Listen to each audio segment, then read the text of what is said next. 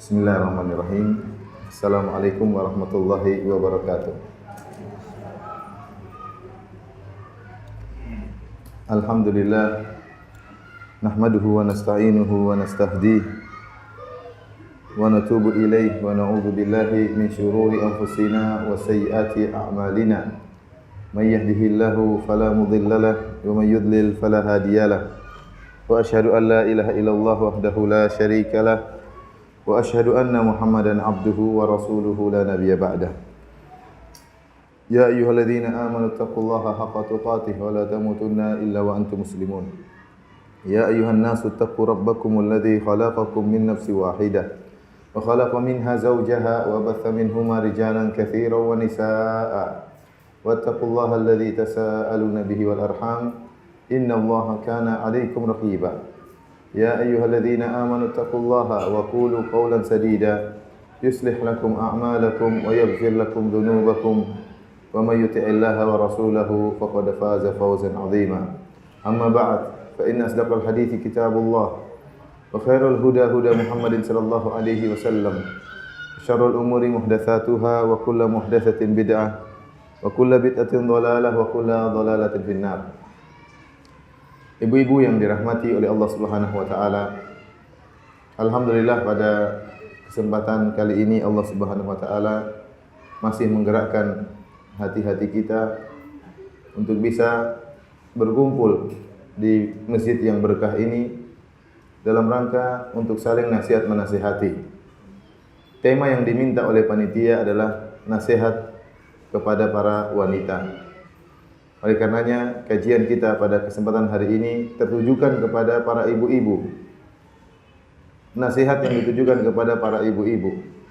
Dan kita hanya bisa berharap kepada Allah Subhanahu wa taala semoga Allah melapangkan dada-dada para ibu-ibu untuk mau mendengarkan nasihat-nasihat ini dan semoga bisa melaksanakan nasihat-nasihat ini.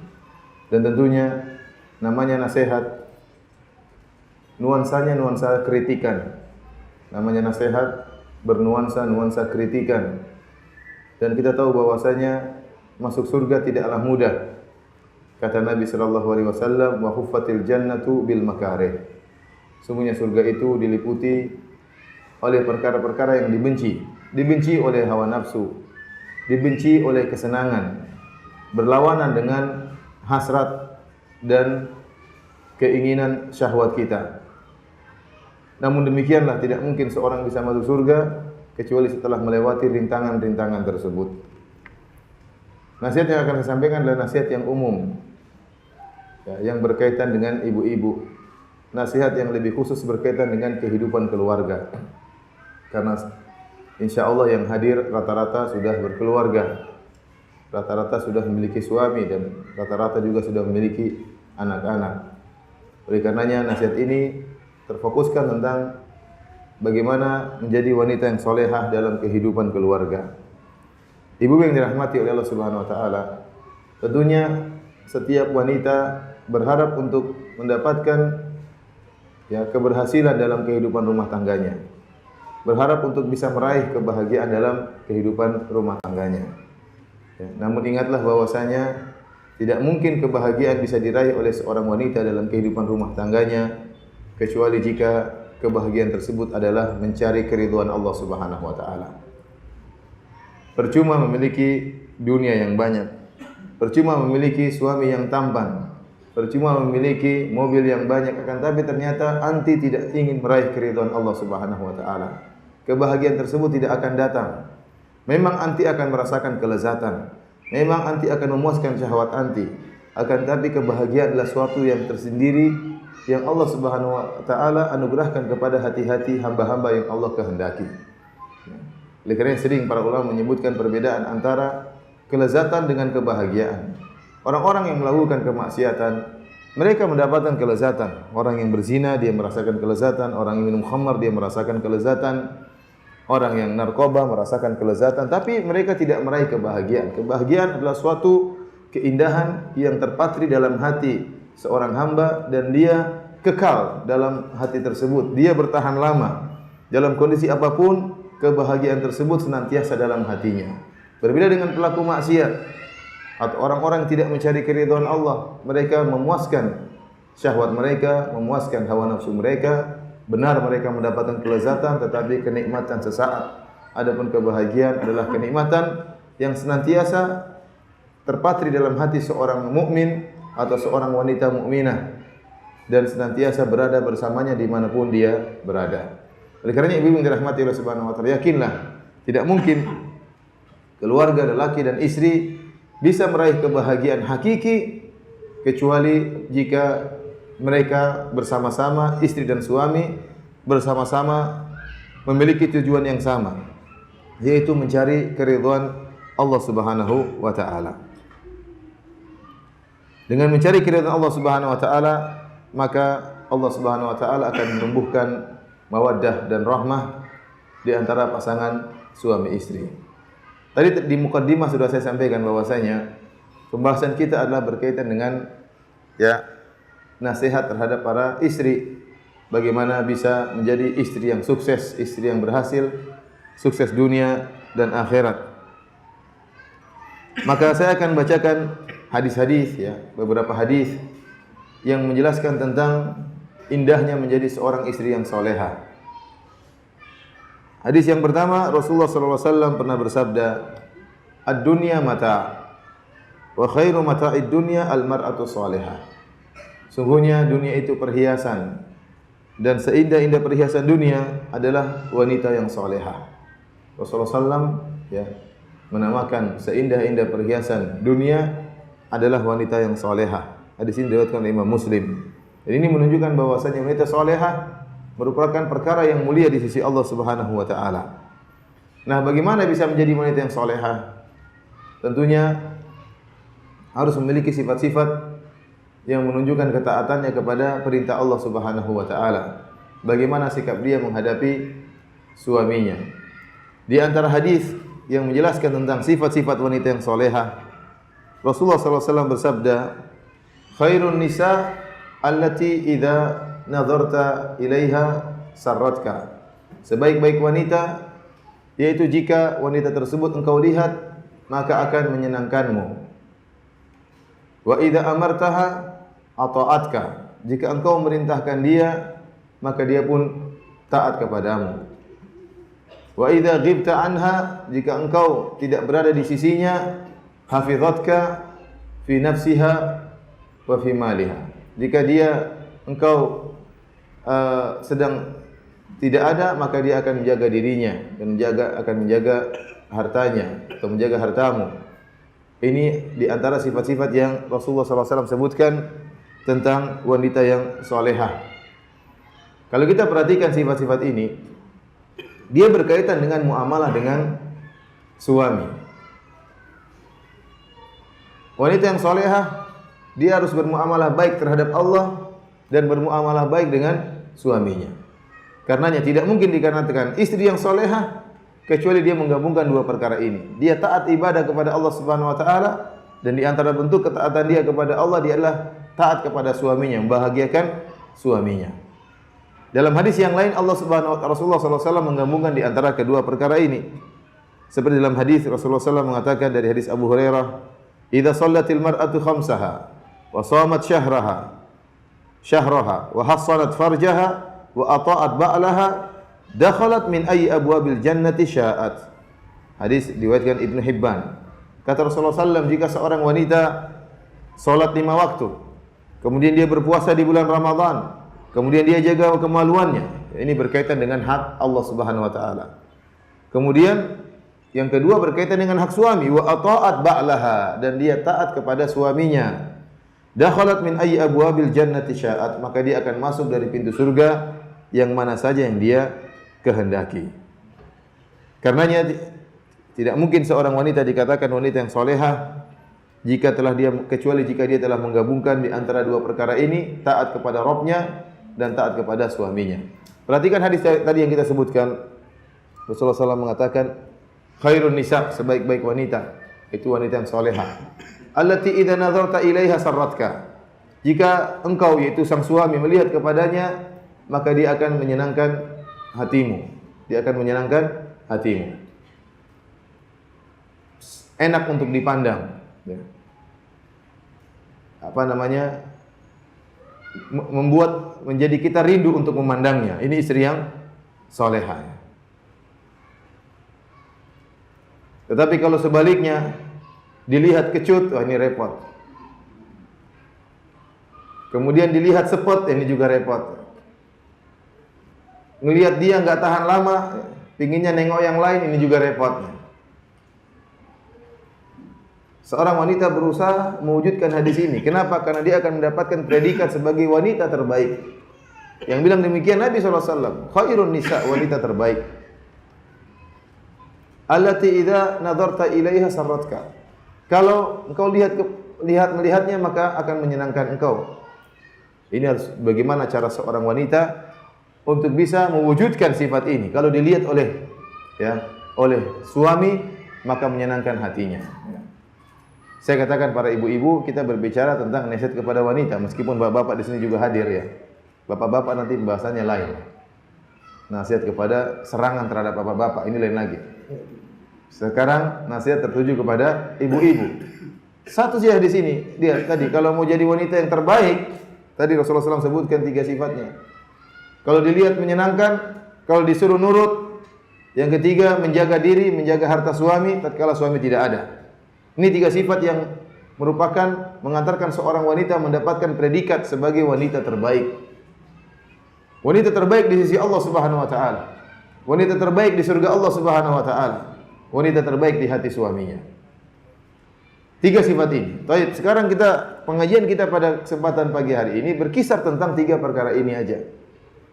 Dan kita mungkin tidak akan panjang lebar membahas tentang hal-hal yang panjang lebar, tapi kita berbicara khusus tentang 3 ini. Bagaimana seorang wanita berusaha untuk memenuhi predikat sebagai wanita terbaik.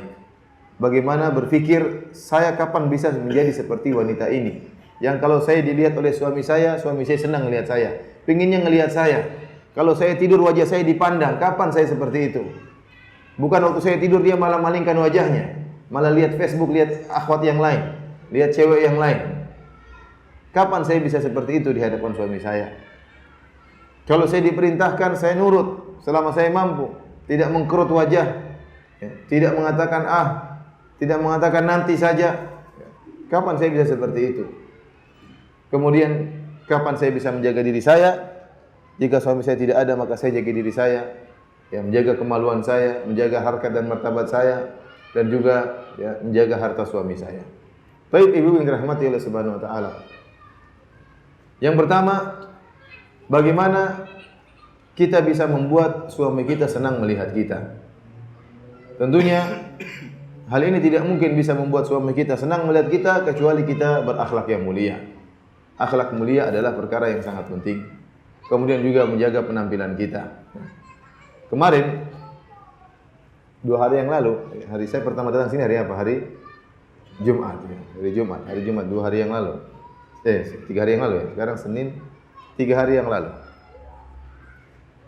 Datang seorang lelaki menemui saya. Dia bilang, Ustaz kan nanti mengisi pengajian tentang nasihat kepada para wanita. Saya bilang, iya. Tolong nasihati para wanita, Ustaz. Kelihatannya dia mengeluh sama istrinya. Ya. Ada apa? Itu Ustaz. Tolonglah nasihat sama wanita itu. Rapi-rapikan tubuhnya, harumkan tubuhnya, tempat tidur tolong diperhatikan. Waduh, kasihan lelaki ini. Loh, dalam hati saya, kenapa dia tidak ngomong langsung? Mungkin dia takut. Mungkin istrinya kekar, wallahu a'lam. Kenapa dia takut menyampaikan kepada istrinya? Kok saya yang jadi korban suruh menyampaikan kepada para istri? Rupanya ini salah satu masalah yang kelihatannya sepele namun dilalaikan oleh banyak wanita. Bahwasanya wanita harus merias dirinya di hadapan suaminya, memperhatikan kecantikan tubuhnya, perhatikan keharuman tubuhnya. Jangan sampai ada keluar bau yang tidak enak dari tubuhnya sementara suaminya sedang mendekapnya. Tetapi tatkala suaminya mendekapnya, hendaknya yang tercium adalah aroma yang indah. Bukankah dalam hadis tatkala Rasulullah sallallahu alaihi wasallam hendak melamar seorang wanita, maka Rasulullah sallam mengutus kalau tidak salah Ummu Salamah untuk mengecek kondisi wanita tersebut. Kata Rasulullah sallam di antaranya wa syummi awaridhaha. Kata Rasulullah sallam, ciumlah bagian mulutnya. Jadi disuruh untuk mencium bagian apa? Bagian mulut. Ini untuk apa tujuannya? Untuk mengecek wanita ini bersihan atau tidak. Jangan-jangan wajahnya cantik, begitu buka mulut abab keluar. Tahu abab enggak? Abab itu aroma yang keluar dari mulut, ternyata membuat seorang tidak mampu untuk menahan bau tersebut. Sebagian lelaki sebaliknya juga sebagian wanita tidak kuat dengan aroma-aroma yang tidak enak. Ini berarti menunjukkan Rasulullah SAW ingin mencari istri yang bersihan. Istri yang bersihan. Saya tahu ibu-ibu yang dirahmati oleh Allah Subhanahu wa taala. Menjadi seorang istri adalah pekerjaan yang sangat berat. Mengurus anak pekerjaan yang sangat berat. Menyiapkan makanan buat suami pekerjaan yang sangat berat. Tentunya ini semua akan mendapatkan pahala dari Allah Subhanahu wa taala. Akan mendatangkan keridhaan Allah Subhanahu wa taala. Tetapi sisihkan waktu untuk bisa merias diri, memperhatikan kondisi diri. Sisihkan waktu untuk mempercantik wajah. Dalam bahasa sekarang artinya sisihkan waktu untuk perawatan. Perawatan itu penting. Ya, perawatan itu penting. Kita ingin suami kita bahagia di sisi kita. Bukankah suami kita tatkala keluar bekerja banyak dia lihat bunga-bunga yang bertebaran.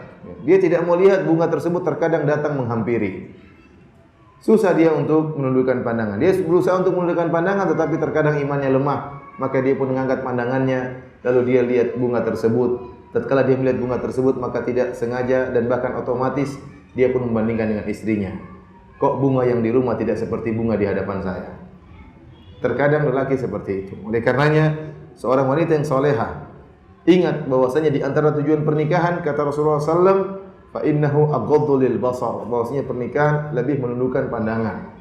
Karenanya dia berusaha untuk memperhatikan dirinya, untuk bercantik tubuhnya, untuk memperharum tubuhnya, berhias, memakai baju yang indah di hadapan suaminya, agar suaminya bisa menundukkan pandangannya. Bukankah kalau dia membantu suaminya untuk menundukkan pandangannya, maka dia akan mendapatkan pahala? Iya, dia dapat pahala dari Allah Subhanahu wa taala karena dia telah mewujudkan salah satu dari tujuan pernikahan, yaitu menundukkan pandangan. Ibu-ibu yang dirahmati oleh Allah Subhanahu wa taala, sebagaimana salat mendatangkan pahala, sebagaimana puasa mendatangkan pahala, sebagaimana bersedekah mendatangkan pahala, berhias untuk suami juga mendatangkan pahala, diet demi suami juga mendapatkan pahala, menguruskan badan demi suami juga mendapatkan pahala, merapikan tempat tidur demi suami juga mendapatkan pahala, beli parfum untuk dirinya di hadapan suami juga dapat pahala. Jangan hilang dari benak kita bahwasanya ini salah satu tujuan paling utama dari pernikahan adalah menundukkan pandangan. Karenanya Rasulullah SAW mengatakan, "Idza da'a ar-rajulu imra'atahu ila firashihi fa'abat." Jika seorang lelaki mengajak istrinya untuk berhubungan, lantas wanita tersebut tidak mau, fabata ghadban, maka sang lelaki kemudian tidur malam dalam keadaan marah, la'anat hal malaikah, maka malaikat akan melaknatnya hatta tusbih, sampai pagi hari. Sampai pagi hari. Ini menunjukkan permasalahan masalah ini, masalah menundukkan pandangan, masalah memenuhi hasrat suami adalah perkara yang penting dalam pernikahan, bahkan perkara yang terpenting dalam pernikahan. Ya. Sampai-sampai tadi wanita yang tidak memenuhi hasrat suaminya dilaknat oleh malaikat. Sampai kapan? Sampai pagi hari. Bahkan dalam riwayat kata Rasulullah SAW, illa kana alladhi fis sama' sakhitan 'alaiha. Kecuali yang ada di langit, yaitu Allah Subhanahu wa taala, akan murka kepada wanita ini. Kenapa? Sang lelaki tidak bisa memenuhi hasratnya. Bukankah dalam hadis Rasulullah SAW juga mengatakan, ya, jika seorang lelaki mengajak istrinya, maka hendaknya dia taat kepada suaminya. Dalam hadis kata Rasulullah SAW, wa in kanat ala tanur, meskipun sang istri sedang memasak, ya, sedang membakar roti misalnya, sedang menggoreng ikan misalnya, tahu-tahu suaminya mengajak, maka dia tinggalkan masakannya tersebut. Kalau ternyata untuk mematikan api butuh waktu, tinggalin saja. Meskipun ikannya hangus, meskipun rotinya terbakar, enggak jadi masalah. Itu mubazir, ada kemudaratan, tetapi kemudaratannya ringan dibandingkan kalau dia menunda hasrat suaminya. Ibu-ibu harus camkan, jangan ibu-ibu mengkiaskan diri ibu-ibu dengan suami. Lelaki berbeda dengan wanita. Lelaki punya hasrat yang terkadang kalau dia lagi berkeinginan, dia tidak ingin ditunda. Seorang laki masih bisa bertahan tatkala dia kelaparan. Dia masih bisa sabar. Seorang laki, ya, Mungkin dalam keadaan lelah dia masih bisa bertahan. Mungkin dia ngantuk-ngantuk, dia rela untuk begadang. Tetapi kalau sudah ada hasrat dalam dirinya, maka jangan ditunda-tunda. Dia akan jengkel sekali sama istrinya kalau ternyata hasratnya ditunda. Meskipun sang istri terkadang lagi tidak berhasrat, maka kalau dia suaminya lagi berhasrat, sang istri tidak berhasrat, maka sang istri berusaha mengkondisikan dirinya bagaimana bisa berhasrat sebagaimana suaminya. Karena memenuhi keinginan suami dalam hal ini ada hal yang tidak bisa ditunda. Ya, terkadang sang suami inginnya jam 1 malam, terkadang jam 3 sore, terkadang sudah azan kepingin. Oleh karenanya seorang wanita harus mengerti bahwasanya tidak sama antara wanita dengan lelaki. Ibu yang dirahmati oleh Subhanahu wa taala. Ini perkara yang pertama saya sampaikan. Ya, ini berkaitan dengan muamalah. Kelihatannya sepele, namun ini adalah hal yang penting dalam melanggengkan kehidupan berumah tangga. Seorang istri berusaha memperhatikan penampilannya. Ingat, dia berusaha memperhatikan penampilannya, dia dapat pahala. Dia dapat pahala. Ya. Saya katakan, saya tidak menyuruh para ibu-ibu untuk merepotkan suaminya untuk perawatan dengan biaya yang mahal. Tidak. Cari perawatan yang murah-murah. Ya. Yang murah-murah. Kalau punya uang lebih nggak jadi masalah. Ya. Tetapi kalau tahu kondisi suami, ternyata kerjaannya cuma penghasilannya pas-pasan. Ya, insya Allah kalau suami penghasilannya pas-pasan juga dia tidak banyak nuntut. Tetapi meskipun suami tidak menuntut kita untuk berias, kita sendiri yang berias. Bersihkan rumah. Bagaimana seorang suami tatkala masuk ke rumah ternyata rumah berantakan, kotor, ya. Dia jengkel seperti ini. Ya. Saya tahu ibu-ibu pekerjaannya berat, iya, tetapi mesti ada waktu lah. Itu masalah kebiasaan seorang wanita. Komproh komproh ya kalau bahasa Jawa. Komproh ya, komproh atau bersihan. Itu tergantung kebiasaan diri. Kalau ternyata seorang wanita tersebut komproh, ya repot. Kotor ini kotor, anak ingusan dibiarin aja. Dia sendiri ada tai mata dibiarin aja. Ini istri saya kok tai matanya nggak dibersihkan. Ya. Kemudian bangun tidur tidak sikat gigi, ya. Dekat-dekat suami sementara giginya bau misalnya, ada jigong yang kelihatan. Ya, oleh karenanya ini perkara yang penting ibu-ibu yang dirahmati oleh Allah Subhanahu Wa Taala.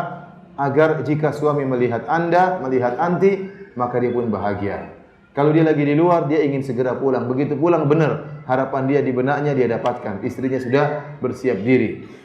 Karenanya Rasulullah SAW melarang seorang lelaki kalau pulang malam-malam di zaman dahulu untuk masuk ketemu istrinya di malam hari, tidak boleh. Dalam hadis disebutkan seorang lelaki kalau pulang, ini berbicara tentang zaman dahulu. Di zaman Nabi SAW tatkala belum ada WA, belum ada Facebook, belum ada SMS, belum ada telepon, belum ada BlackBerry. Kalau seorang lelaki pulang ke rumahnya di malam hari, dia tidak boleh masuk di rumahnya malam hari. Tapi dia harus masuk besoknya di siang hari. Kenapa? Dia dikhawatirkan istrinya tidak siap. Namun hadis ini tidak berlaku lagi zaman sekarang, karena sekarang sudah bisa dikasih tahu. Bisa telepon atau kasih tahu, saya akan pulang sekitar jam 2 malam, sekitar jam 3 malam. Dahulu aturannya kalau seorang laki datang masuk ke kota di malam hari, maka tidak boleh pulang. Dikhawatirkan apa? Kalau dia masuk rumahnya istrinya tidak siap. Istrinya dalam keadaan belum cukuran misalnya. Istrinya masih belum sampoan, belum parfuman. Ini kan namanya laki baru pulang dari safar, rindu. Ini menunjukkan perhatian syariat terhadap pelayanan istri terhadap suami. Ya tentunya suami juga harus demikian. Tapi saya berbicara nasihat terhadap istri. Para istri, pembicaraan kita pada pagi hari ini adalah terhadap para istri. Oleh karena saya ingatkan kepada ibu-ibu. Tadi Ustaz Amir hafizahullah telah mengatakan Rasulullah SAW bersabda, qayyidul ilma bil kitabah.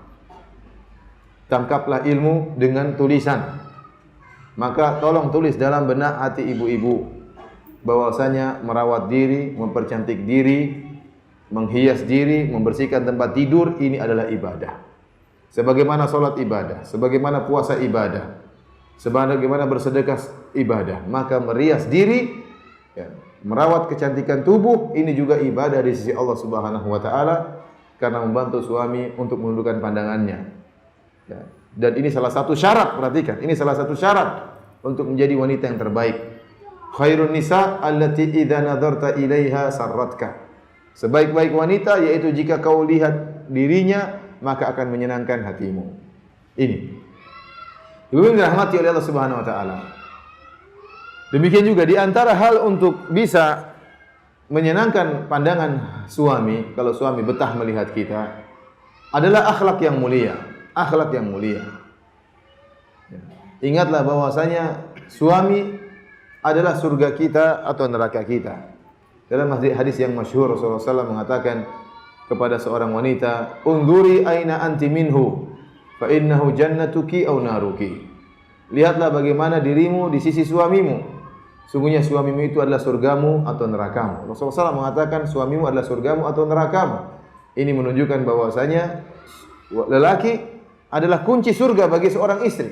Suami adalah kunci surga bagi seorang istri. Bahkan kalau saya tidak berlebihan, saya mengatakan seorang wanita sebelum menikah, surganya di telapak kaki ibunya. Tetapi setelah menikah, maka surganya di bawah telapak kaki suaminya. Surganya di bawah telapak kaki suaminya. Bagaimana tidak Rasulullah SAW mengatakan, "Lau kuntu amiran ahadan an yasjuda li ghairillah, la amartul mar'ata an tasjuda li zawjiha." Kalau saya memerintahkan, seandainya saya boleh memerintahkan seorang sujud kepada selain Allah, maka saya akan perintahkan seorang wanita sujud kepada suaminya. Kenapa? Li'idhami haqqihi 'alaiha. Karena begitu besarnya hak seorang suami terhadap istrinya. Istrinya harus menunaikan hak suaminya. Maka akhlak yang mulia adalah perkara yang sangat penting. Bagaimana seorang wanita bisa berakhlak mulia terhadap seorang suami? Banyak cara untuk berakhlak mulia terhadap suami. Ya. Suatu hari saya pernah main ke rumah seorang ikhwan, maka dia pajang di kamarnya rangkaian tulisan sifat-sifat wanita yang soleha. 1, 2, 3, 4, 5. Dia pajang di kamarnya, di kamar istrinya. Mungkin kalau istrinya juga balas dendam, dia tulis sifat-sifat suami yang soleh. Nah, tapi kebetulan waktu saya ke rumah tersebut, saya hanya melihat ada semacam tulisan, kayaknya itu hadiah pernikahan. Ya. Ditulis itu sifat-sifat istri yang soleha. 1, 2, 3, 4, 5, 6, 7, 8, 9, 10 dan seterusnya. Sifat-sifat tersebut kelihatannya sepele, namun dia suatu yang dipraktekkan, suatu yang dilakukan. Sederhana sih di antara sifat-sifat tersebut, ya, misalnya senyum kalau melihat suami. Bukan wajah cemberut. Suami lagi pulang dari kantor, suami lagi wajah dalam keadaan sedih, kita malah ikut sedih cemberut, ya enggak. Kita senyum. Ada apa suamiku? Sambut dengan kebaikan, sambut dengan senyuman. Kalau suami pergi, cium tangannya. Ini kelihatannya sepele, tetapi tidak sepele. Tidak sepele bagi seorang suami. Seorang istri, kalau suaminya mau pergi kerja, kemudian dicium tangan suaminya, ya, maka ini lain rasanya di hati suaminya. Ini termasuk hal yang menjaga suaminya dari hal maksiat. Kenapa? Kalau suaminya ingin melihat hal yang haram, maka dia ingat istri saya terlalu baik. Istri saya kalau saya pergi, dia cium tangan saya. Bukan kalau suaminya pergi, dibiarin saja. Bu, saya pergi sana, kata. Jangan begitu. Jangan lupa nanti pulang ya, belikan ini, belikan terambulan, belikan ini martabak, jangan lupa ya. Itu ya, nanti mami ingatin ya. Gimana? Apakah begitu cara melepaskan suami? Tapi kalau pas pergi, ya suamiku, dicium tangannya, hati-hati, semoga Allah menjagamu. Tundukkan pandangan wahai suamiku. Bagaimana dia? Ingat itu nasihat istrinya. Dia dengar ustaz bilang tundukkan pandangan, dia enggak mau tundukkan pandangan. Tapi kalau istrinya yang bilang, hati-hati suamiku, aku mencintaimu. Tundukkan pandanganmu. Ingat neraka jahanam. Itu sangat berkesan di hati suami. Saya lihat subhanallah 1, 2 ada sampai berapa? 10 atau 15 sifat-sifat istri yang soleha. Cuma ada satu sifat yang kurang, siap di poligami enggak ada. Ini di mana nih yang nyata kurang ini? Ibu yang dirahmati oleh Subhanahu wa taala. Ini saya katakan maksudnya hal-hal yang sepele, tapi ini berkaitan dengan akhlak. Berkaitan dengan akhlak terhadap istri, terhadap suaminya. Jangan pernah mengangkat suara di hadapan suami. Suami seorang laki yang dia adalah seorang laki, dia tahu ayat Allah Subhanahu wa taala, "Ar-rijalu qawwamuna 'alan nisa." Bahwasanya para laki ya adalah pemimpin di hadapan bagi keluarganya. Maka dia jangan sampai dia mengangkat suaranya di hadapan suaminya. Kalau menundukkan hati suami bukan dengan teriak-teriak. Kalau antara lelaki dengan lelaki benar. Seorang laki yang kuat kalau ingin menundukkan lelaki yang lemah, maka dia keraskan suaranya. Dia tampakkan kekar tubuhnya. Dia tampakkan ototnya, maka lelaki yang depannya akan tunduk. Tetapi kalau perempuan ingin menundukkan suami, bukan dengan mengangkat suara. Suaminya semakin emosi. Buat apa mengangkat suaranya? Suaranya pun tetap aja suara wanita. Mau buka lengannya begini, apa faedahnya buka lengannya seperti ini? Dong dia wanita. Tapi menundukkan suami dengan hati yang lembut, dengan tangisan air mata, itu yang menundukkan hati suami. Sebagian istri mengangkat suaranya, teriak-teriak. Ya.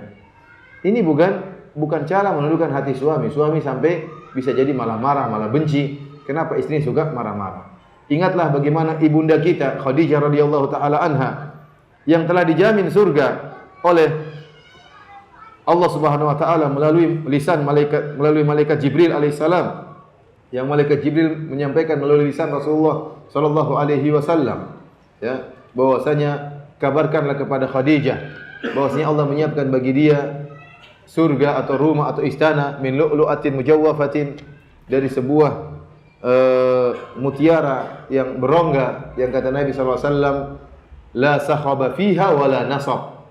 Tidak ada hiruk pikuk dalam istana tersebut dan tidak ada keletihan dalam istana tersebut.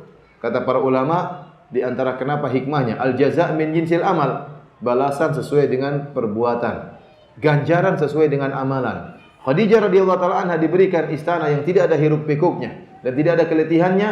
Kenapa? Dia telah meluangkan seluruh waktunya untuk melayani suaminya.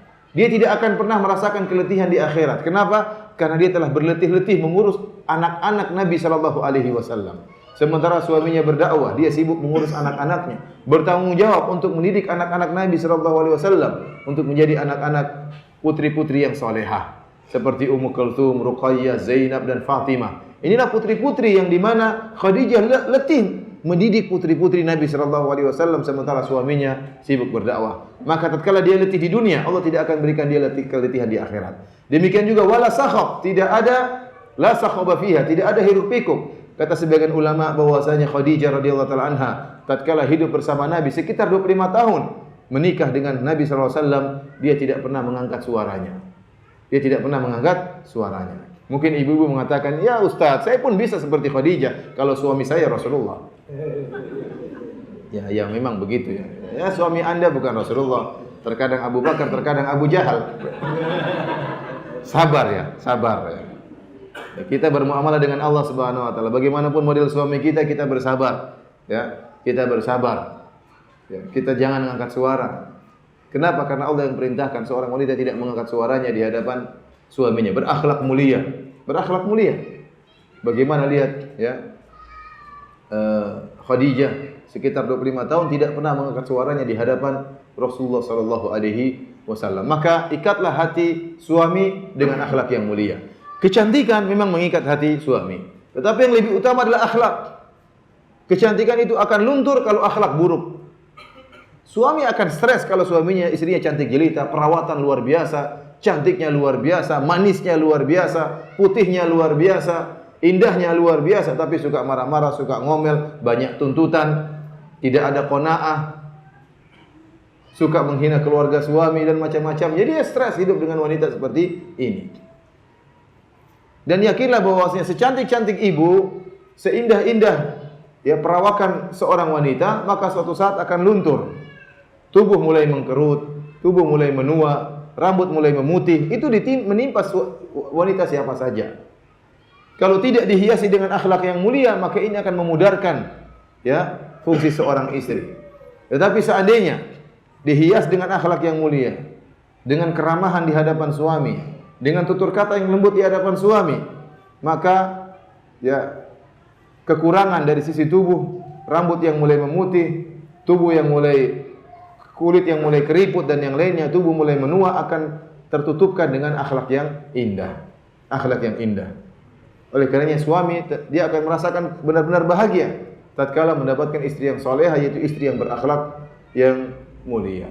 Ibu yang dirahmati oleh Allah Subhanahu wa taala, oleh karenanya menjaga akhlak adalah perkara yang sangat penting ya. Di antara bentuk menjaga akhlak terhadap seorang suami adalah sifat yang kedua yang disebutkan dalam hadis tadi. Saya ulangi hadisnya, kata Rasulullah sallallahu alaihi wasallam, khairun nisa allati idza nazarta ilayha sarratka wa idza amartaha ata'atka. Sifat yang kedua adalah sebaik-baik wanita adalah yang jika kau melihatnya, memandangnya maka menyenangkan hatimu, dan jika kau memerintahnya maka dia pun taat. Ini paling penting, taat kepada suami. Apa yang diperintahkan suami, selama kita mampu untuk melakukannya maka lakukanlah. Maka lakukanlah. Jangan sampai membuat suami dongkol, jangan sampai membuat suami jengkel. Kemudian yang ketiga, jika seorang suami sedang tidak di rumah, maka kita menjaga diri kita. Jangan kita berbuat maksiat tatkala suami tidak sedang di rumah. Gimana ayatnya? Ar-rijalu qawwamuna 'alan nisa bima faddalallahu ba'dakum 'ala ba'd wa bima anfaqu min amwalihim fas-salihatu qanitatun hafizatun lil ghaib bima hafizallah. Adapun wanita-wanita yang salehah fas-salihatu qanitatun, wanita-wanita yang taat beribadah kepada Allah, hafizatun lil ghaib, yang menjaga dirinya tatkala sang suami sedang tidak ada, sedang gaib. Hafizatun lil ghaib artinya seorang wanita yang menjaga dirinya tatkala suaminya sedang gaib. Menjaga apa? Menjaga dirinya, menjaga kemaluannya, menjaga pandangannya, menundukkan pandangannya. Jangan sampai suami tidak ada, dan ini musibah para wanita. Musibah dengan adanya dunia teknologi, dunia maya, ya namanya internet dan macam-macamnya, ini membawa malapetaka. Banyak malapetaka yang datang masuk dalam rumah tangga. Seorang istri yang soleha, jika suaminya tidak sedang di rumah, maka jangan dia berfantasi membuka internet, melihat-lihat yang tidak-tidak, mencari teman-teman lamanya, mencari pacar-pacar lamanya. Hati-hati, ini jebakan syaitan yang ingin merusak, ya, ingin menimbulkan permusuhan antara istri dan suami. Maka hati-hati dengan perkara ini. Kemudian dia tidak menundukkan pandangan, ya dia melihat lelaki-lelaki ya yang ada di Facebooknya misalnya, ya, yang ada di Twitternya misalnya, yang ada di internet, maka ini hukumnya haram. Hendaknya dia menjaga pandangannya dan menjaga kemaluannya, ya, tatkala suaminya sedang tidak di rumah, dan dia niatkan dia melakukannya karena Allah Subhanahu wa taala. Insyaallah kalau seorang wanita menjaga pandangannya, menjaga kemaluannya, Allah juga akan jaga suaminya. Allah juga akan jaga suaminya. Karena dia melakukannya karena Allah. Dia berharap dengan ketakwaannya Allah juga menjaga suaminya. Kemudian juga menjaga harta suaminya. Dia tidak menggunakan harta suaminya sesuai dengan arahan suaminya. Jangan sampai dia menghabiskan harta suaminya pada hal-hal yang tidak disyariatkan. Karena sebagian wanita kalau sudah diberi harta, dan subhanallah, orang Indonesia itu orang-orang yang baik. Para lelaki Indonesia itu baik, ya. Saya punya teman-teman banyak di Madinah dari berbagai macam negara, ya. Saya tidak tahu ada seorang teman saya yang kalau dia punya gaji semua kasih sama istrinya suruh ngatur. Itu enggak ada kecuali orang Indonesia. Di sana enggak ada urusan, pokoknya istrinya kasih makan udah selesai. Enggak perlu tahu urusan gaji dia. Sampai saya punya teman HP-nya enggak pernah dibuka sama istrinya. HP-nya enggak pernah dibuka sama istrinya. Enggak berani istrinya buka HP suaminya. Apalagi nanyain gajinya, apalagi ngatur-ngatur gaji suami, itu enggak ada. Saya enggak punya teman seperti itu di teman-teman dari luar negeri. Tetapi Masya Allah di Indonesia banyak seperti itu. Banyak suami yang begitu baiknya sehingga kalau gaji, Bu ini gaji saya, loh kok kurang katanya. Kok kurang mana ini? Waduh, kok enggak ada laporan? Kamu kasih siapa nih? Kok kurang gajinya? Wah, repot, mampus gua. Jadi kalau di Indonesia seperti itu, artinya menunjukkan suami itu sudah baik. Ini gaji, ini pegang. Terkadang ada istri yang luar biasa, tatkala diberi amanah oleh suaminya untuk mengatur pemasukan suaminya, maka dia keluarkan dengan sesuai yang benar, yang benar-benar dibutuhkan. Tapi ada istri yang tatkala dikasih maka dia los-losan, dia keluarin seenaknya saja. Dan ini tidak benar. Tidak benar bahwasanya harta suaminya adalah amanah dari Allah Subhanahu wa taala, maka tidak boleh dia keluarkan kecuali dengan izin suaminya, sesuai dengan ridha suaminya, dan tidak boleh menghabiskan harta dengan israf, berlebih-lebihan. Meskipun suaminya memiliki harta yang banyak, tidak boleh diisraf, berlebih-lebihan dalam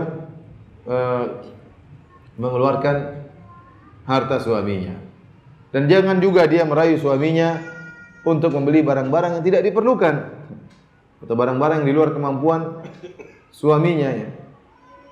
Ibu yang dirahmati oleh Allah Subhanahu wa taala, di antara bentuk menjaga diri tatkala suami tidak sedang di rumah Yaitu kalau ibu-ibu mau keluar, maka minta izin kepada suami. Jangan lupa minta izin.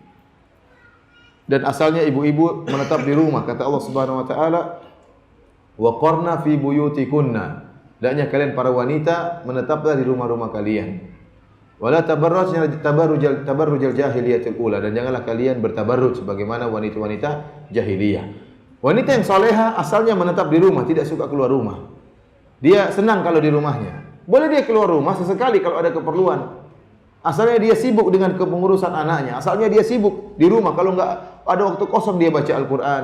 Ada waktu kosong dia mendengarkan pengajian. Dia asyik di rumahnya. Ini wanita yang soleha. Kata Allah, waqarna, menetaplah di rumah kalian. Jangan suka keluar. Adapun wanita yang sebaliknya, ini yang parah. Wanita-wanita zaman sekarang, hobinya keluar rumah. Dalam rumah katanya bete, bosan. Nah, di rumah terus, bosan. Bosan sama siapa? Nggak tahu bosan sama siapa. Nggak suka di rumah, pinginnya ke mall, pinginnya ke sana sini, pinginnya arisan melulu, pinginnya ngobrol sama teman. Saya tidak melarang ibu-ibu keluar rumah, boleh, tetapi bukan itu hukum asal. Hukum asal seorang istri menetap di rumah, senang di rumah, bahagia di rumah, betah di rumahnya. Tidak keluar kecuali dalam kondisi perlu yang mendesak. Itu pun setelah minta izin kepada suaminya. Kalau suami kita lagi di luar, kalau kita mau keluar meskipun dekat ke rumah teman, telepon suami atau SMS, minta izin, minta ridho darinya. Minta ridho darinya. Karena istri harus tetap di rumah, kapan suaminya datang dia harus siap sedia untuk melayani suaminya. Maka tatkala dia hendak keluar harus minta izin sama suaminya.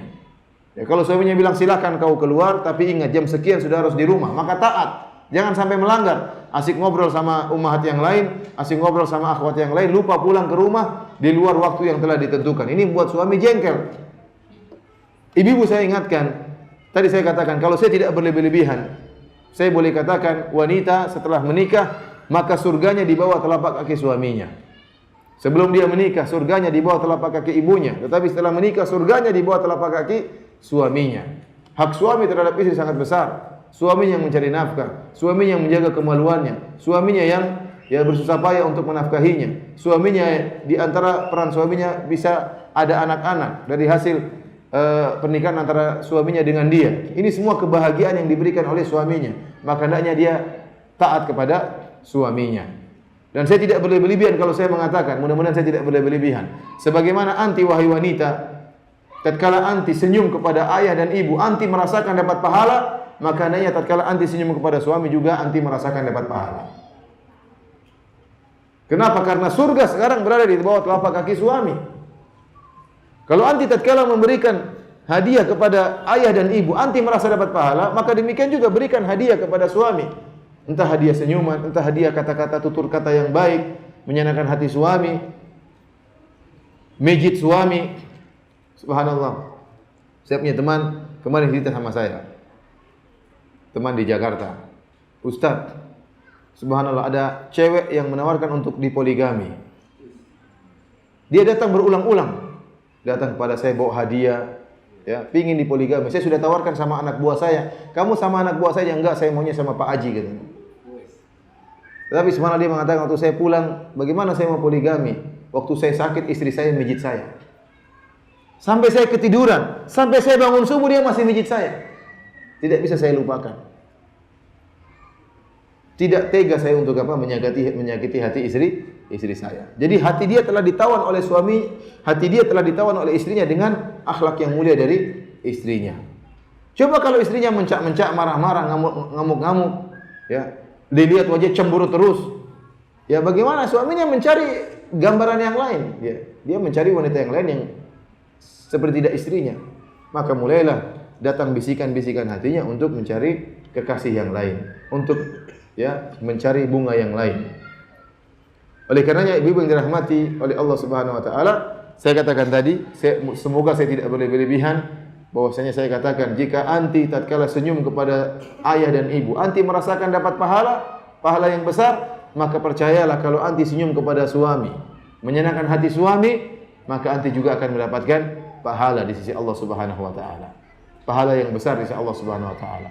Tatkala sebaliknya, tatkala anti mengangkat suara di hadapan ayah dan ibu, dan ini merupakan bentuk durhaka, dosanya besar, membentak ayah dan ibu, maka saya khawatir tatkala anti juga mengangkat suara di hadapan suami, dosanya juga besar.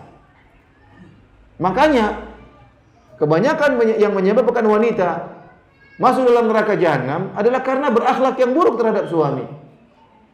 Bukankah dalam hadis tatkala Rasulullah sallallahu alaihi wasallam tatkala salat Id, maka Rasulullah SAW berkhutbah di hadapan lelaki dan wanita. Setelah itu Rasulullah SAW mengkhususkan maju ke hadapan para sahabiat, ke hadapan para wanita. Kemudian Rasulullah SAW mengatakan, "Ya ma'syaran nisa tasaddaqna fa inna kunna aktsaru hatabi jahannam."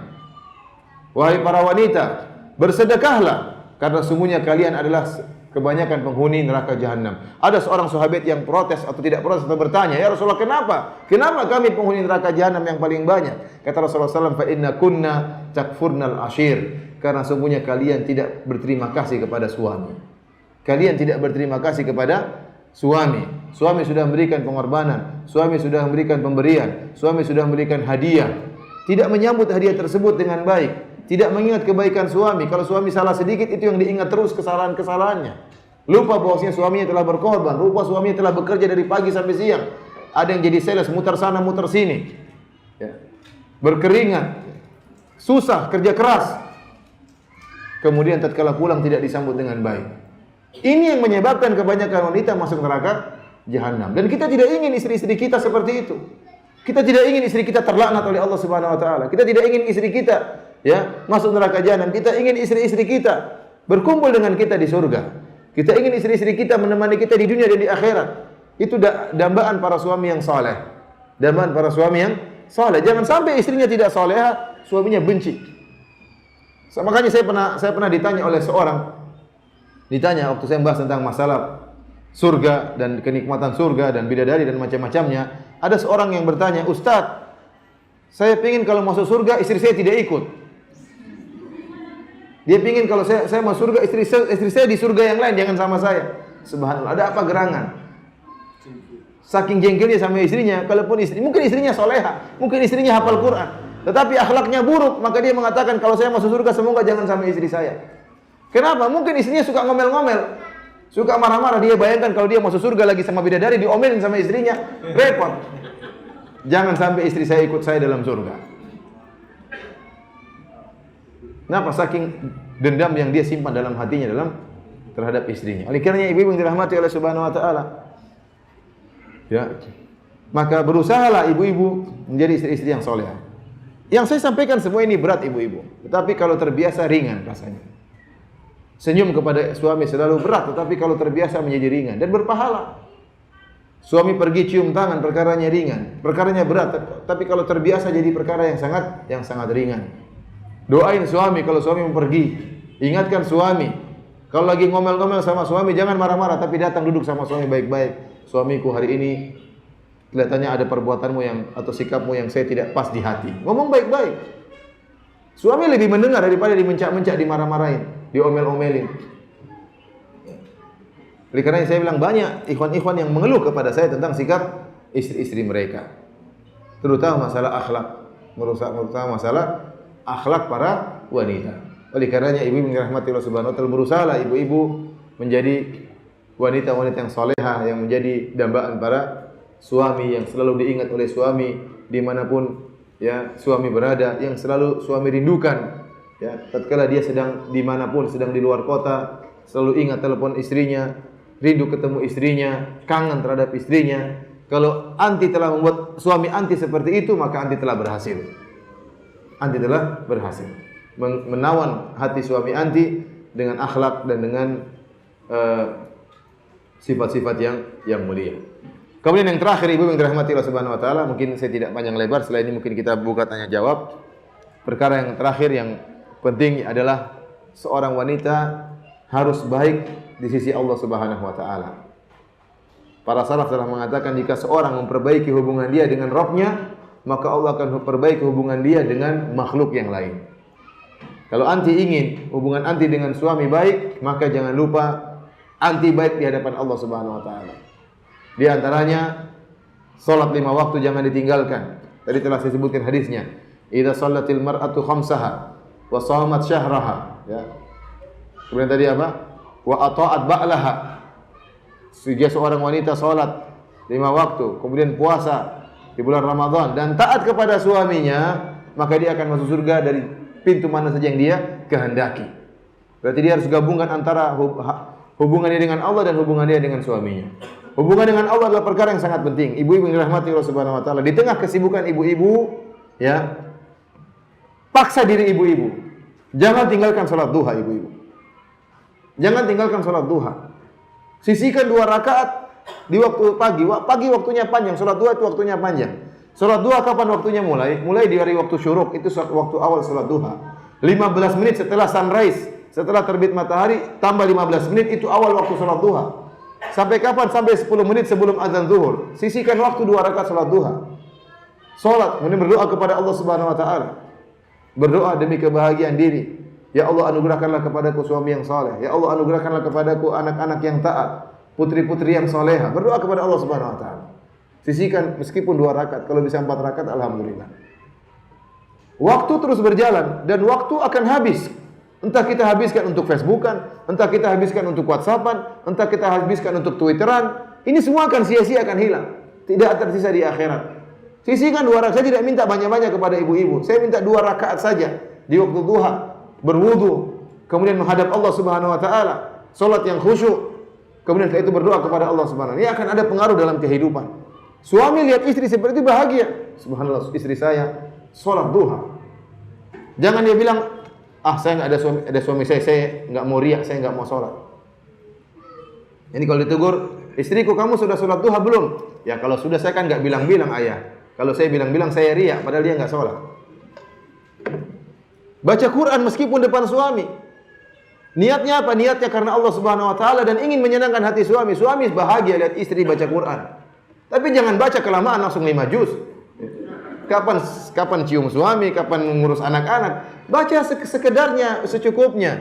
Karena Allah menyuruh ibu-ibu untuk taat kepada suami. Allah yang menyuruh ibu-ibu untuk taat kepada suami. Baca Quran di hadapan suami. Suami bahagia lihat istrinya baca Quran. Kalau dia macam-macam, dia ingat istri saya soleha. Dia enggak berani. Kalau dia digoda oleh wanita-wanita yang nakal, dia tidak berani. Kenapa? Dia ingat istrinya soleha. Allah menjaga istrinya, istrinya menjaga hak-hak Allah, istrinya menjaga ketaatan kepada Allah, maka Allah akan jaga suaminya. Bukankah Rasulullah SAW bersabda, ihfadillaha yahfadka. Jagalah Allah, maka Allah akan menjagamu. Ini berkaitan dengan lelaki dan wanita. Artinya seorang wanita yang menjaga hak Allah, maka Allah akan jaga suaminya. Allah akan jaga anak-anaknya. Sisihkan waktu salat duha. Sisihkan waktu untuk baca Quran. Sisihkan waktu untuk salat malam. Ya akhi, subhanallah, bagaimana perasaan suami tatkala istrinya bangun malam, salat kemudian dia bangunkan suaminya. Wahai suamiku, salat suamiku. Doain anak-anak. Ingat akhirat suamiku. Dia akan tersentak bagaimanapun suami, kalau dia punya iman, dia akan tersentak hatinya. Dia akan bangun meskipun 2 rakaat. Setelah itu, setelah suaminya selesai salat, bilang jazakallah khairan. Terima kasih suamiku mau bangun atas panggilanku. Bilang begitu, ucapan kata-kata yang baik di hadapan suami. Kalau suami berbuat baik, jangan malu-malu, bilang terima kasih suamiku, terima kasih cintaku, sayangku, tampanku, gantengku. Kamulah satu-satunya dalam rumah ini. Sampaikan, tidak apa-apa. Ya, sebagaimana wanita suka digombali, laki-laki juga suka digombali. Oleh karenanya, ibadah itu benar-benar penghias rumah tangga. Rumah tangga kita tidak mungkin dihiasi dengan musik-musik, dihiasi dengan hiburan-hiburan yang akan ada kekakuan dalam rumah. Ada ketawa-ketawa tapi kaku dalam hati itu, ada kekakuan. Tapi kalau rumah diisi dengan bacaan Quran, dengan salat sunnah, ya, dengan ketaatan kepada Allah Subhanahu wa taala, dengan salat malam, maka inilah yang akan mendatangkan kebahagiaan dalam rumah tangga. Meskipun kita hidup dengan penuh kekurangan, meskipun kita hidup dengan penuh kekurangan. Ibu yang dirahmati Allah Subhanahu wa taala, yang terakhir, ya. Ini terakhir yang kedua dan ini terakhir yang betulan, ya. Saya ingatkan kepada ibu-ibu, ini nasihat kepada ibu-ibu dengan berbagai macam tingkatan ekonominya. Ibu-ibu ada yang hidupnya pas-pasan, ada yang diberikan kelebihan harta oleh Allah Subhanahu wa taala. Ada yang hidupnya diuji oleh Allah Subhanahu wa taala. Semuanya ujian. Yang kaya ujian, yang hidup pas-pasan juga ujian, yang miskin juga ujian. Kata Allah Subhanahu wa taala, "Wa nabluukum bisyarri wal khairi fitnah." Kami akan menguji kalian dengan kemiskinan dan kami akan menguji kalian dengan kekayaan. Nasihat saya kepada wanita-wanita yang kaya, yang memiliki kelebihan harta. Ibu-ibu yang dirahmati oleh Subhanahu wa taala, saya sangat berharap ibu-ibu kalau sedang ikut pengajian, tolong jangan pamer kekayaannya. Tolong jangan pamer kekayaannya. Tolong jangan pamer, emasnya jangan dibawa seluruhnya. Simpan bawa satu dah wajar, wanita berhias itu wajar. Cincinnya silakan ada, tapi jangan pakai 5 ada cincinnya semua. Sini ada, sini ada, sini ada, sini. Yang kanan juga ada. Kita juga semua ada semua buat apa? Kayak toko emas seperti toko emas yang sedang berjalan. Kemudian gelangnya panjang sampai di lengannya. Buat apa seperti itu? Buat apa? Kasihan sama yang miskin-miskin. Yang miskin-miskin cemburu. Namanya wanita punya, dan hasad itu timbul di antara wanita sangat banyak. Di antara hasad adalah hasad terhadap harta. Wanita itu luar biasa ini gini. Maka tatkala ikut pengajian jangan pamer kekayaan. Nah, kalau ibu-ibu sedang berkumpul dengan ibu-ibu yang kaya, ya tidak jadi masalah. Ya sama-sama punya, sama-sama berada.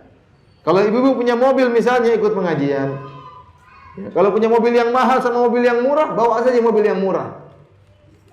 Kalau punya Alphard sama punya Innova, bawa saja Innova. Kasihan yang punya Avanza. Apalagi yang naik motor, apalagi yang jalan kaki, waduh. Yang jadi masalah, yang repot suami ibu-ibu yang miskin ini. Kenapa akan hilang sifat qanaah dari istri-istri mereka? Makanya saya katakan kepada para suami, hati-hati, istri juga tidak boleh sering bergaul dengan orang kaya. Kenapa? Karena akan sifat hilang qanaah, dan qanaah itu adalah kekayaan yang paling tinggi yang ada dalam hati kita. Bukankah Rasulullah SAW mengatakan, ya, laisal ghina bi kathratil arad, innamal ghina ghina nafs. Bukanlah kekayaan dengan banyaknya harta, tetapi kekayaan adalah dengan rasa qanaah. Kaya jiwa, itu maksudnya qanaah. Bukankah Imam Syafi'i rahimahullah pernah berkata, "Idza ma kunta dza qalbin qanu'in fa anta wa malikud dunya sawa'u." Jika kau memiliki hati yang qanaah, maka kau dan raja sebenarnya sama saja. Kau dan raja sebenarnya sama saja. Kenapa raja memperbanyak harta? Dia ingin mencapai kepuasan. Dia ingin meraih kepuasan, ingin meraih kebahagiaan. Anti yang dengan sifat qanaah bisa jadi bahagia sebelum raja. Raja belum tentu dia bahagia dengan berbagai macam kemewahan dia. Kenapa? Karena tingkat qanaah yang paling penting. Ada raja yang bahagia, ada raja yang tidak bahagia. Ada bupati yang bahagia, ada bupati yang tidak bahagia. Ada gubernur yang bahagia, ada gubernur yang tidak bahagia. Ada orang-orang hidup pas-pasan, miskin tapi dia bahagia. Kenapa? Dia telah memiliki sifat qanaah. Oleh karena ibu-ibu harus memiliki sifat qanaah.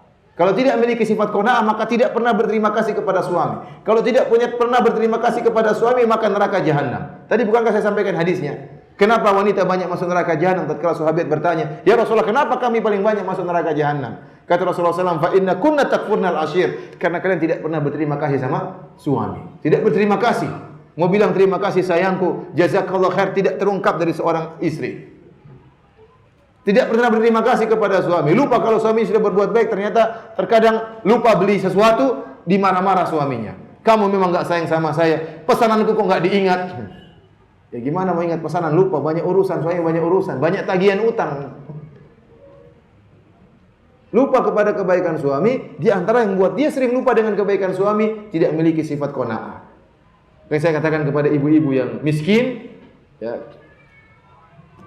ibu-ibu yang suaminya miskin atau hidupnya pas-pasan, ingat dunia cuma sementara. Dunia cuma sebentar. Anti mungkin tidak punya istana di dunia, tapi bekerja samalah dengan suami anti untuk membuat istana di akhirat. Hidup cuma sebentar. Alhamdulillah. Kita miskin ataupun kaya, tetap kita hidup. Tetap kita makan, alhamdulillah. Allah tidak menjadikan kita mati kelaparan, alhamdulillah. Si kaya mungkin makannya yang mahal-mahal, mungkin pizza, mungkin anti makannya pizza goreng, alhamdulillah. Makan juga sama-sama. Makan, dia kenyang, kita juga kenyang. Dia kenyang, kita juga kenyang. Waktunya lapar, apakah dia makan dia tidak lapar, dia juga lapar, kita juga lapar. Mungkin dia lapar sebentar, kita laparnya bertahan lama, tapi akan hilang lapar tersebut. Anti kira orang kaya tidak susah, dia juga susah. Dia sakit, anti juga sakit. Anti kira hanya orang miskin yang mencret, orang kaya pun kena penyakit mencret. Jadi sama, ya beda-beda tipis. Bedanya anti naik jalan kaki, dia naik mobil Alphard, itu aja bedanya. Tetapi ya demikian kehidupan. Kehidupan akan berjalan terus. Yang bedanya dia yang membedakan di akhirat, yang membedakan amalan soleh. Boleh dia punya istana, anti enggak punya istana. Tapi bekerja samalah dengan suami anti untuk bangun istana di surga. Coba nanti pulang dari pengajian, dekap tangan suami. Wahai suamiku, saya tahu kau miskin. Tapi saya cinta sama kamu. Marilah kita membangun istana di mana? Di akhirat. Kita siapkan istana buat saya dan kau. Kita siapkan istana buat anak-anak kita. Kita siapkan istana buat ibumu dan ayahmu. Kita siapkan istana buat mertua wanitamu dan mertua lelakimu. Pegang tangan suami, nanti malam kita sholat malam. Tidak usah banyak-banyak, 2 rakaat saja. Kerjain itu. Kelihatannya sepele, ibu coba anti kerjain. Coba anti kerjain. Istri saya kayaknya hadir juga. Hadir enggak? Mudah-mudahan dia dekap tangan saya habis ini. Demikianlah ibu-ibu yang dirahmati Allah Subhanahu wa taala, ya, sudah terlalu banyak ana menyakiti hati ibu-ibu ya. Ini saya bilang tadi nasihat itu kritik aja kerjanya ya. Ya, mohon maaf ya, mungkin sebagian kritikan menyakiti hati ibu-ibu. Namun tidaklah saya sampaikan ini kecuali karena saya mencintai ibu-ibu karena Allah Subhanahu wa taala. Saya ingin ibu-ibu sekalian yang hadir di sini semuanya diampuni dosa-dosanya dan dimasukkan surga oleh Allah Subhanahu wa taala. Diberikan kebahagiaan dunia dan di akhirat. Amin ya rabbal alamin. Kalau ada yang bertanya, saya persilahkan. Namun saya tidak menerima pertanyaan curhat ya.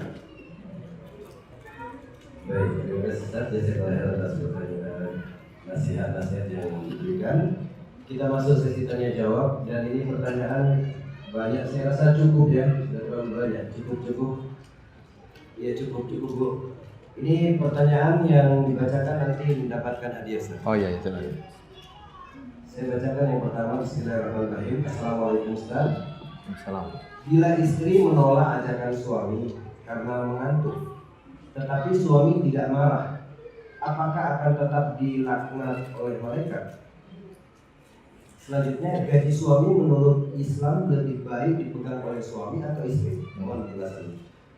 Yang pertama, jika istri menolak suami, kemudian suaminya tidak marah dan dia ridha karena istrinya ngantuk. Saya katakan istri ya seharusnya kalau suami ingin misalnya jam 3 malam misalnya, istri lagi ngantuk-ngantuknya, harusnya dia segera sambut meskipun dia ngantuk. Ingat tadi sabda Nabi SAW, dia ngantuk, ingat ini karena Allah Subhanahu wa taala. Rasulullah SAW mengatakan wa in kanat ala tanur, meskipun sang istri sedang masak, tinggalkan masakannya demi memenuhi hasrat suaminya. Wa in kanat alal qatab, meskipun sang istri sedang naik onta. Qatab itu pelana di atas onta. Artinya apa? Sang istri musafar atau mau pergi kemana naik onta, atau istri suaminya bilang nanti dulu, maka dia harus balik. Sama istrinya mestinya misalnya pagi hari ingin ke pasar, ayah saya ke pasar dulu ya, tiba-tiba ayahnya nggak sengaja hasratnya timbul, nggak tahu kenapa, lihat betis istrinya misalnya, atau lihat tumit istrinya, lihat dengkul istrinya, waduh, sini dulu nanti, maka harus ditunda ke pasarnya. Layan dulu suami, baru ke pasar. Karena ini perkara yang sangat diperhatikan oleh syariat. Tetapi taruhlah istrinya nggak kuat dan misalnya sangat ngantuk berat. Namun saya bilang ngantuk itu bukan alasan. Ibu-ibu ingat, ngantuk itu bukan alasan. Kalau sakit iya alasan. Tapi kalau ngantuk itu bukan alasan, udah masukin air ke wajah udah. Terus layani suami. Kemudian juga jangan layani suami sambil tidur, jangan.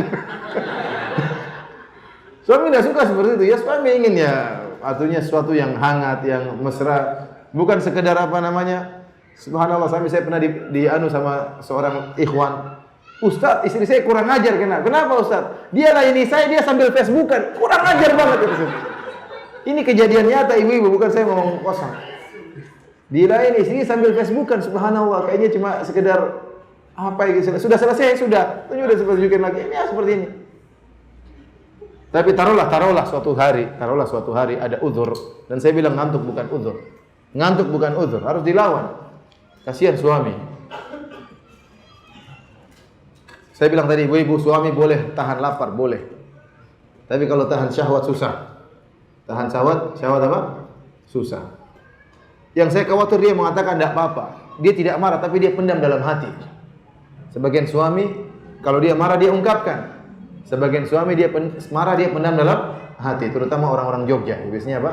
Pendam dalam hati. Tapi dia dendam, istri saya kok begini. Alhamdulillah ada suami yang pemaaf, mengerti. Taruhlah istri tadi tidak bisa memenuhi, kemudian suaminya memaafkan. Apakah tetap dilaknat? Insya Allah tidak, karena ini hak suami. Kan ini hak suami. Kalau suaminya ridha, memaafkan, maka tidak dilaknat oleh malaikat. Karena wallahu alam bisawab, masalah hubungan suami istri adalah hak suami. Adalah hak suami. Jika seorang pemilik hak, dia jatuhkan haknya, maka dia sudah tidak berdosa. Wanita istrinya sudah tidak berdosa. Tapi saya ingatkan, seorang istri berusaha untuk melayani suaminya dengan sebaik-baiknya. Kapan saja suaminya menghendaki berhasrat, maka hendaknya dia segera layani. Taib, yang kedua tadi mengenai apa? Gaji ya. Siapa yang lebih baik memegang gaji? Sebenarnya yang memegang gaji adalah yang terbaik suami itu sendiri. Suami itu sendiri, karena uang sang suami. Kewajiban suami adalah menafkahi istri, menafkahi anak-anak, menafkahi orang tuanya. Sudah selesai. Selebihnya itu hak suami untuk dia gunakan untuk apa namanya? Bersedekah misalnya. Istri boleh mengontrol, suamiku misalnya dia sedekahnya kebablasan. Lupa ada hak yang harus dia tunaikan. Dia uangnya dikasih ke masjid, tetapi ternyata anaknya kebutuhannya belum terpenuhi. Saatnya istri untuk menasihati. Suamiku, anak-anak juga punya keperluan. Anak-anak akan sekolah, siapkan uangnya untuk masuk sekolah. Ini perlu peran istri untuk mengingatkan. Tapi kalau ada istri yang baik, misalnya suaminya karena sibuk tidak sempat mikir keuangan, maka dia kasih istrinya juga boleh. Jadi ini enggak ada dalil dalam hal ini. Tapi saya katakan mana yang lebih maslahat. Namun yang paling utama memegang uang sebenarnya sang suami. Kenapa? Karena banyak suami menjadi pelit, mohon maaf, karena istrinya. Banyak suami menjadi pelit, kenapa? Karena istrinya. Istrinya yang tidak beragama, yang tidak solehah, tuntutannya banyak. Ingin ini, ingin itu, tidak ada habisnya. Suami akhirnya mau sedekah tidak jadi. Bahkan mau berbakti kepada orang tuanya pun tidak jadi. Kenapa? Takut diomelin sama istrinya. Oleh karena saya katakan bahwasanya asalnya seorang suami pegang uang sendiri. Dan kalau orang suami pegang uang, maka istrinya membantu mengontrol, ya. Dia ingatkan, terkadang suami juga saya katakan tadi lupa bersedekah, lupa bahwasanya dia punya tanggung jawab. Anak-anaknya ada tanggung jawabnya, istrinya juga punya tanggung jawab. Maka harus ada kerjasama. Kalau suami memberikan amanah kepada istri megang uang, maka ingat tadi Allah mengatakan al-hafizatu lil ghaib, yaitu seorang wanita yang menjaga dirinya di antara yang menjaga harta suaminya. Tidak dia gunakan kecuali dengan izin suaminya, tidak dia gunakan kecuali kepada hal-hal yang bermanfaat. Wallahu alam bishawab. Baik, terima kasih Ustaz atas jawaban yang diberikan. Pertanyaan selanjutnya. Tadi itu pertanyaan nomor absen 16. Pertanyaan selanjutnya, bismillah Ustaz. Suami saya ketika saya tanya apa yang perlu diperbaiki dari akhlak saya, beliau bilang tidak ada. Padahal saya merasa cerewet terhadap beliau. Bagaimana Ustaz? Mohon nasihatnya. Sudah tahu cerewet masih nanya-nanya. Itu berarti suaminya baik sekali. Suaminya baik sekali. Kenapa suaminya bilang? Kalau suaminya bilang ada, bakalan dicerewetin lagi, maka dia bilang tidak ada. Kalau kita sudah sadar kita cerewet, ya rubah diri. Cerewet itu tidak baik, sifat yang tidak baik. Suami dicerewetin. Ingat kisah tentang bahwasanya Umar bin Khattab radhiyallahu taala anhu datang kepada istrinya marah-marah. Itu kisah enggak ada sanadnya itu. Kisah enggak ada sanadnya. Jangan disampaikan dijadikan dalil oleh wanita bolehnya cerewet di hadapan suami. Kenapa Umar bin Khattab dicerewetin tidak marah-marah? Ini enggak benar seperti itu.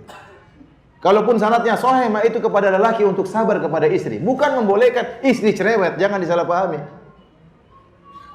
Pertama kisah tersebut, jadi kisah Umar tatkala datang kemudian istrinya bentak-bentak, itu kisah enggak ada sanadnya. Tidak sahih. Yang kedua, kalaupun itu sahih, maka itu dalil untuk para lelaki supaya sabar menghadapi wanita. Bukan dalil bagi wanita boleh cerewet di hadapan suaminya, enggak. Jangan salah paham. Saya katakan cerewet itu perkara, justru akhlak paling mulia itu dari apa? Dari perkataan. Bagaimana seorang mengenal akhlak yang mulia? Dari tutur kata. Tutur kata yang baik menunjukkan akhlak yang baik. Bukankah Rasulullah SAW mengatakan wal kalimatu thayyibatu shadaqah? Kata-kata yang baik sedekah. Wahai ibu-ibu saja kalau di WhatsApp kan indah perkataannya, iya atau tidak? Lagi bikin grup sama ummahat-ummahat kalau ngomong kan indah-indah semua, kayaknya ustazah. Ngomongnya wah indah. Kenapa waktu sama suami harus cerewet? Kalau ibu-ibu berkata baik terhadap teman-teman dapat pahala, apalagi terhadap suami. Saya ingatkan tadi, kalau ibu-ibu merasa bertutur kata yang baik kepada ayah dan ibu dapat pahala, bagaimana lagi terhadap suami? Maka alhamdulillah ibu penanya ini mudah-mudahan suaminya baik ya, sehingga dia tidak menganggap cerewet istrinya tadi sebagai suatu apa-apa, dan itu suami yang soleh. Yang kata Nabi sallallahu alaihi wasallam, la yafruqu mu'minun mu'minah in kariha minha khuluqan radhiya minhal akhar. Janganlah sampai seorang lelaki mukmin benci terhadap istrinya yang mukminah. Kalau ada akhlak yang perangai yang kurang, yang tidak baik dari istrinya, dia akan ridho, akan suka dengan perangai yang lain. Dia ingat perangai yang lain. Ya, oleh karena ibu penanya ini, alhamdulillah suaminya merasa tidak ada yang perlu dirubah, tetapi dia harus tahu diri. Tatkala dia telah sadar dirinya cerewet, maka hendaknya dia rubah tutur katanya. Insya Allah suaminya lebih tambah cinta kepada dia dan sulit berpindah ke lain hati. Tapi kalau nambah hati mungkin ya. Baik, terima kasih Ustaz atas jawaban yang diberikan tadi dari pertanyaan penanya 0899 5099XX. Kita bacakan pertanyaan selanjutnya Ustaz dari 0819 311 82XXX. Ustaz, jodoh itu memilih sendiri apa dipilihkan Allah? Kalau dipilihkan Allah, kenapa ada yang cerai? Mohon penjelasannya. Jodoh, pernikahan merupakan salah satu dari takdir-takdir Allah Subhanahu wa taala. Ingat, seluruh yang ada di alam semesta ini, seluruh yang akan berjalan sampai hari kiamat semuanya sudah ditakdirkan. Segala perkara, baik rezeki, pekerjaan, jodoh, ya, suami, cerai, dapat suami berikutnya atau menjanda sampai akhir, semuanya telah ditakdirkan. Seluruh yang terjadi semuanya telah ditakdirkan. Dan kenapa Allah mentakdirkan demikian? Itu urusan Allah, itu hikmah Allah Subhanahu wa taala. Allah mengatakan la yus'alu amma yaf'alu wa hum yus'alun. Allah tidak ditanya tentang apa yang dia lakukan, tapi merekalah yang akan ditanya. Yang jelas Allah menyuruh kita untuk beramal. Kata Nabi sallallahu alaihi wasallam, "I'malu fa kullun muyassarun lima khuliqa lahu." Beramallah kalian, maka masing-masing akan diantarkan, digiring kepada takdir yang telah Allah takdirkan. Yang penting kita beramal soleh. Yang jelas Allah mengatakan, "Man amila solihan min dzakarin aw untha wa huwa mu'minun, falanuhyiyannahu hayatan thayyibah wa lanajziyannahum ajrahum bi ahsani ma kanu ya'malun." Lelaki mukmin atau wanita mukminah yang beriman dan beramal soleh, maka kami akan berikan kepada dia kehidupan yang penuh kebahagiaan. Jadi Allah tidak pernah, la yukhliful mi'ad, Allah tidak pernah melanggar janjinya. Kata Allah, barang siapa lelaki mukmin atau wanita mukminah beramal saleh, beriman, Allah berikan kebahagiaan. Itu sudah janji Allah Subhanahu wa taala. Berkaitan dengan jodoh, juga takdir. Yang disyariatkan kita mencari calon yang baik. Ya. Makanya disyariatkan nazar misalnya. Kenapa? Untuk melihat sang wanita. Disyariatkan kita mencari wanita yang saleh. Kata Nabi sallallahu alaihi wasallam, "Fadhfar bidzatid din taribat yadak." Carilah wanita yang salehah. Kalau tidak maka kau akan merugi. Ini berarti ada perintah bagi kita untuk usaha. Maka tatkala seorang wanita maupun seorang lelaki berusaha mencari pasangan hidup, maka dia cari yang saleh atau cari yang salehah. Kemudian lihat wajahnya suka atau tidak. Ya, tanya informasi tentang laki ini. Maka jika dia telah menikah, ketahuilah bahwasanya pernikahan tersebut telah ditakdirkan oleh Allah Subhanahu wa taala. Kalau ternyata setelah berjalan 3 tahun, 4 tahun terjadi cekcok, ternyata ketidakcocokan, ternyata informasinya tidak benar, akhirnya terjadi perceraian, ketahuilah bahwasanya cerai tersebut telah ditakdirkan oleh Allah Subhanahu wa taala. Kemudian juga ternyata ada seorang wanita, ya, tidak menikah, jadi perawan tua sampai meninggal dunia. Ketahuilah bahwasanya tidak nikahnya dia pun telah ditakdirkan oleh Allah Subhanahu wa taala. Semuanya telah ditakdirkan oleh Allah Subhanahu wa taala, ya. Dan kita tatkala menjalani takdir, kita beriman bahwasanya di balik takdir Allah pasti ada hikmahnya. Pasti ada hikmahnya. Allah lebih tahu yang terbaik bagi kita. Wallahu alam bishawab. Baik, terima kasih Ustaz atas jawaban yang diberikan. Kemudian pertanyaan selanjutnya tidak perlu dibacakan ya, nanti yang dibacakan silakan menghubungi panitia untuk mendapatkan hadiahnya. Buku dari ada buku dari Ustaz Belanda juga, buku terbaru. Saya bacakan Ustaz pertanyaan selanjutnya, bagaimana cara menasihati orang tua yang sudah pisah kamar sudah belasan tahun padahal tidak bercerai?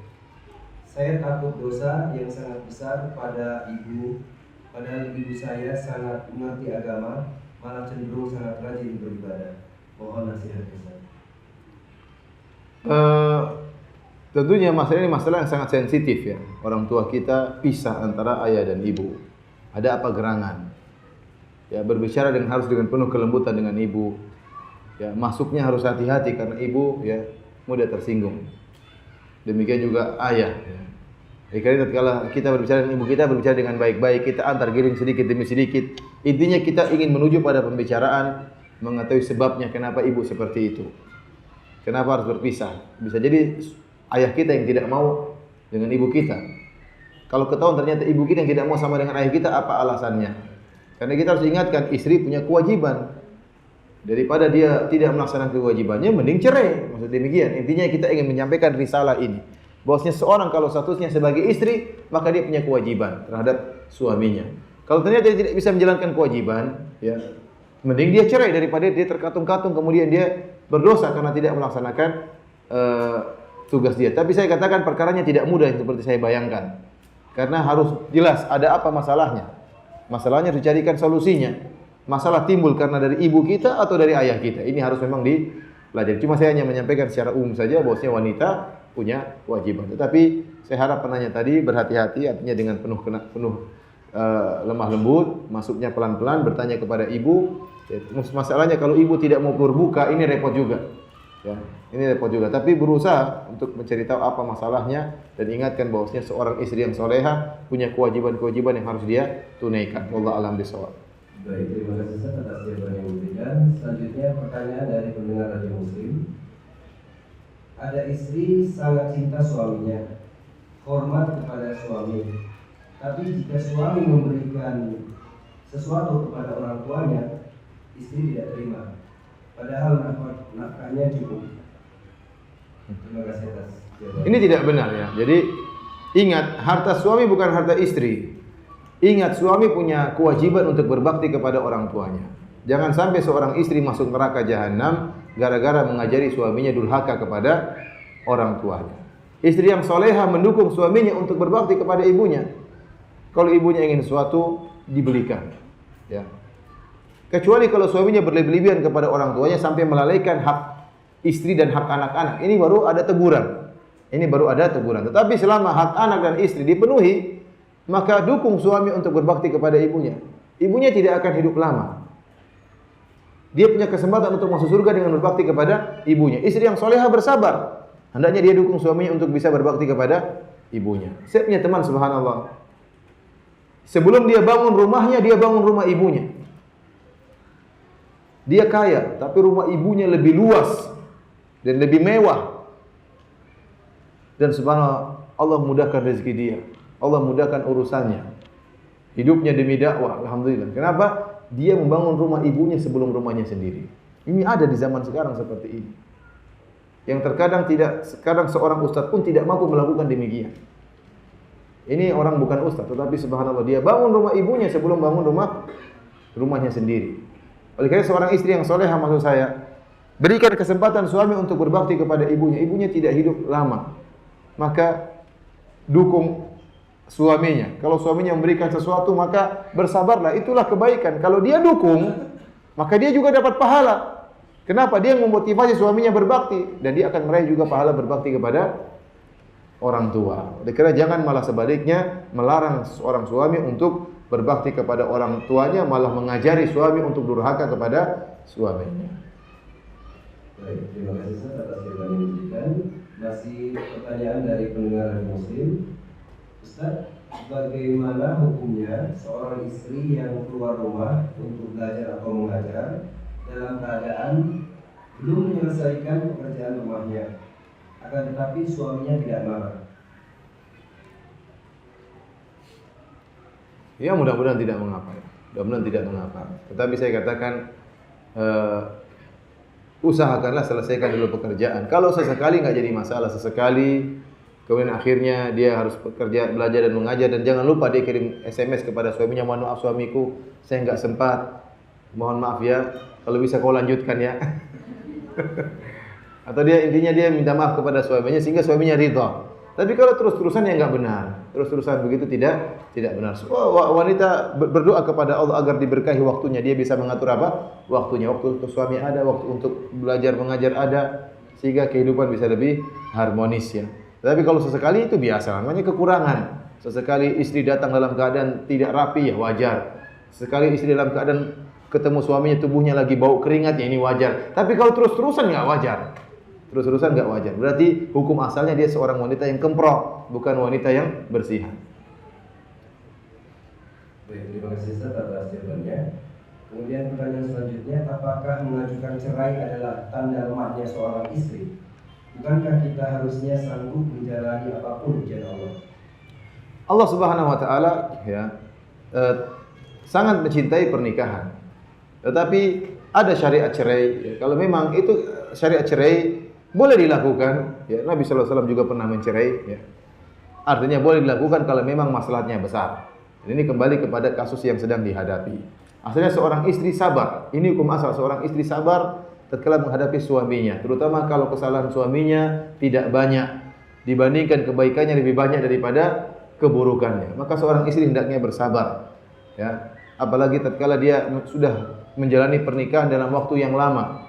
Dia sudah mencapai usia 45 misalnya atau 50. Ya, kekurangan-kekurangan suaminya dia sabar, dia nikmati kehidupan dengan memperhatikan kebaikan-kebaikan suaminya.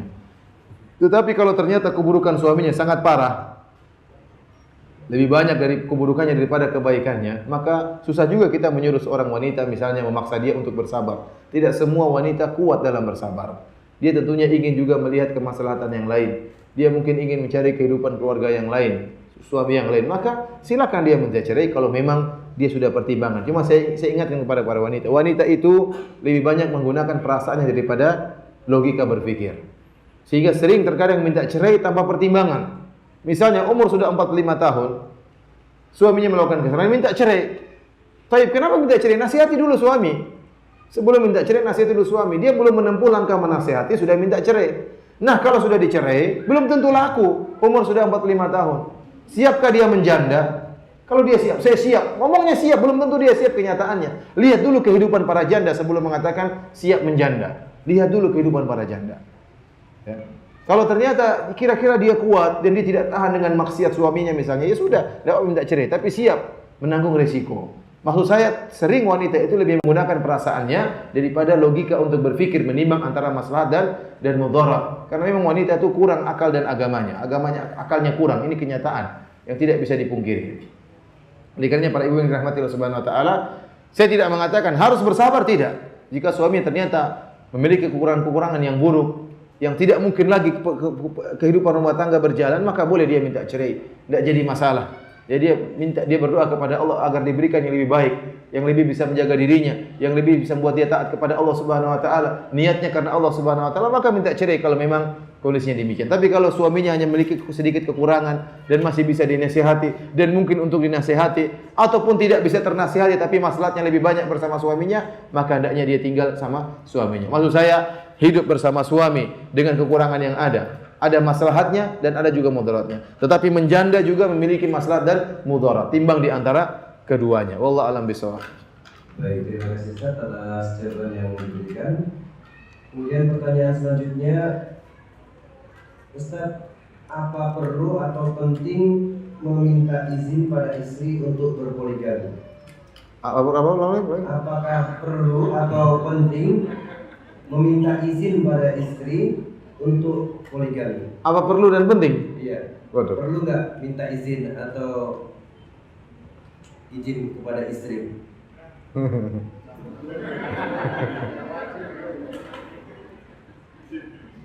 Allah alam. Lanjut ya, Ustaz. Lanjut.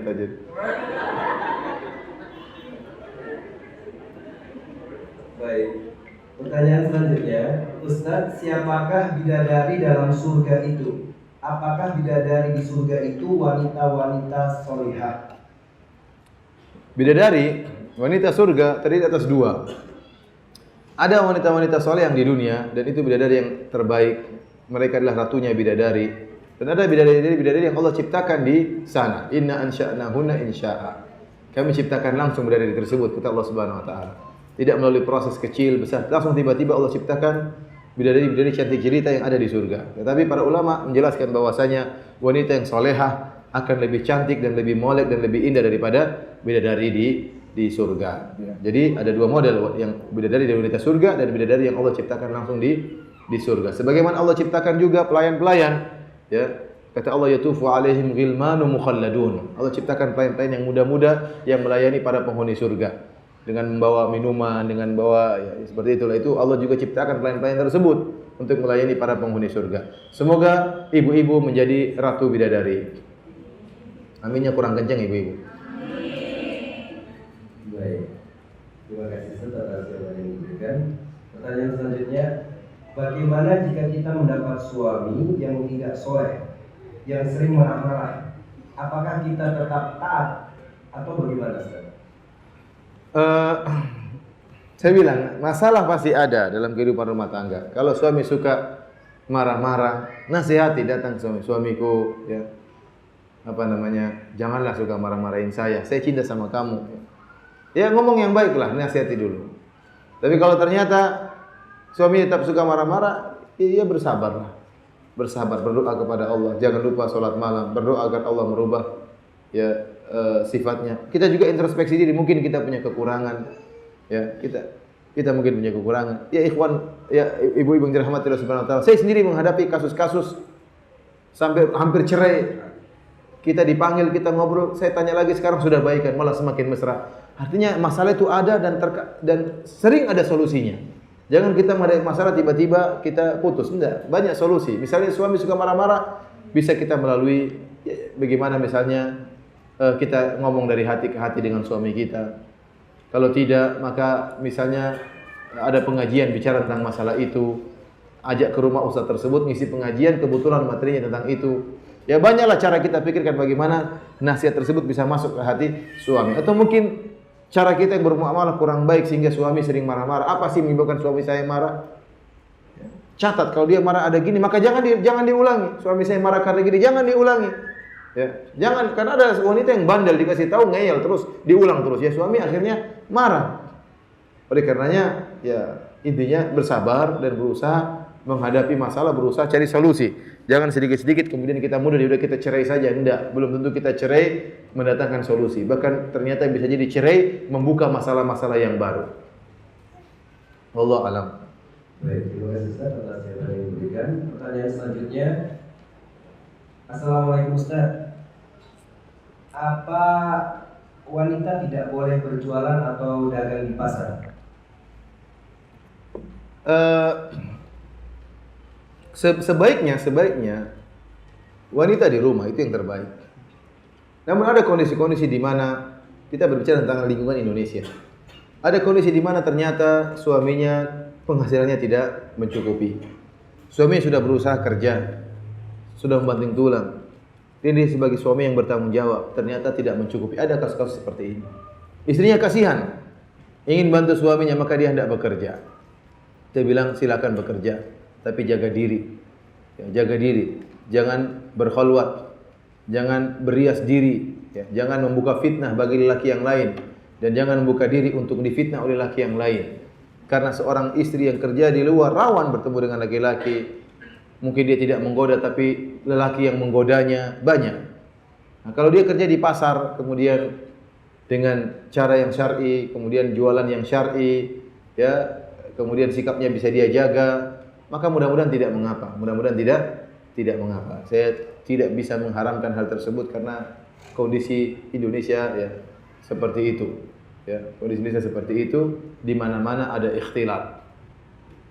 Saya tidak bisa mengharamkan jualan di pasar karena ikhtilat, karena di mana-mana juga ada ikhtilat. Mau naik bis juga ikhtilat, mau pengajian menuju masjid juga ikhtilat, di pasar juga ikhtilat, di mana-mana juga ikhtilat. Tapi kembali kepada pribadi wanita tersebut. Kalau dia mau kerja jualan di pasar, maka hati-hati. Jualan kue misalnya, jualan baju, maka jaga dirinya. Jaga dirinya dan jangan lupa tetap jalin hubungan dengan suami. Jangan sampai hak-hak suaminya dia abaikan karena sibuk dengan urusan perdagangan. Wallahu a'lam bishawab. Baik, terima kasih Ustaz atas jawaban yang diberikan. Sampai jam berapa? Tinggal berapa pertanyaan? Yang sampai jam berapa gitu?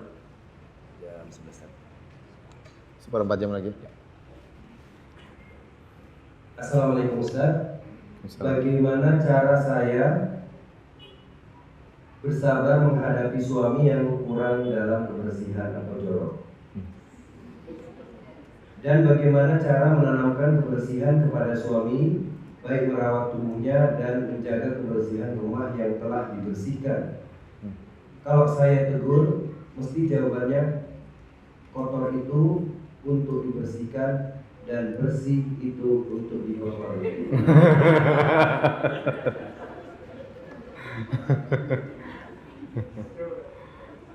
Saya bilang tadi itu pembawaan. Terkadang kebersihan dari orangnya bersihan atau kemprohan itu bawaan. Tapi bisa dirubah ya, bisa dirubah ya. Suami diingatkan, bukankah innallaha jamilun yuhibbul jamal. Allah itu indah dan suka dengan keindahan. Kebersihan itu dituntut dalam syariat. Rasulullah SAW pernah menyuruh agar masjid-masjid dibersihkan. Ya. Demikian juga kamar dibersihkan, rumah dibersihkan. Ya. Kita mengerti, terkadang kita tidak bisa menuntut suami bersih dalam segala hal. Karena suami kerja, dia pulang kemudian penuh dengan keringat, dia capek. Sudah sampai di rumah diomelin, ayah ini gini-gini. Enggak, kita harus ngerti. Saya punya kekurangan. Ya. Oleh karenanya, nasihati suami dengan cara baik-baik ya. Kalau perlu ibu-ibu yang bersihkan. Kalau kukunya panjang, ibu-ibu yang potong kukunya. Jangan tunggu dia potong kuku. Sebentar suamiku saya mau potong kukunya. Enggak usah. Enggak, saya yang potong. Pegang kakinya kemudian apa? Potong kukunya. Kalau ada yang ini, kita yang lakukan sendiri.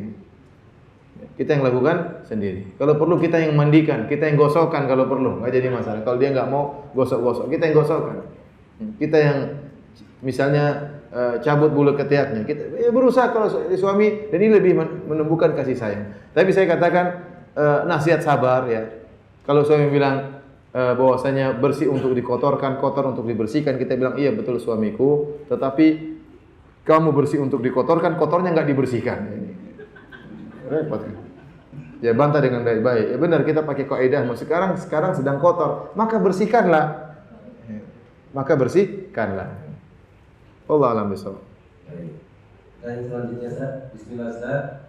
Kalau sering ngobrol dengan suami, kadang-kadang ada juga menceritakan perasaan kita pada seseorang. Itu ghibah bukan Ustaz? Mohon penjelasannya.